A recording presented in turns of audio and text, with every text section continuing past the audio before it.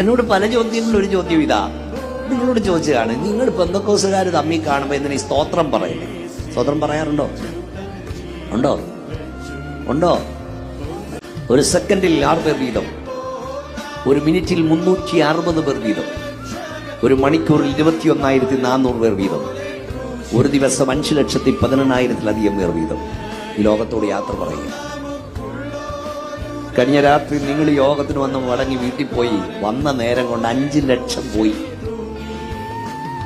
നിന്നേക്കാൾ സൗന്ദര്യമുള്ള, നിന്നേക്കാൾ ആരോഗ്യമുള്ള, നിന്നേക്കാൾ സമ്പത്തുള്ള, നിന്നേക്കാൾ വിദ്യാഭ്യാസമുള്ള, പിടിപാടുള്ള 5 ലക്ഷം ആളുകൾ പോയി കഴിഞ്ഞു. അതിലൊരാൾ നിങ്ങളും ഞാനും ആകാൻ ഞാൻ എന്റെ മിടുക്കല്ല, തമ്പുരാന്റെ കരുണയാണ്. ഇന്നത്തെ പത്രം കണ്ടോ? നിവൃത്തിയില്ലേ?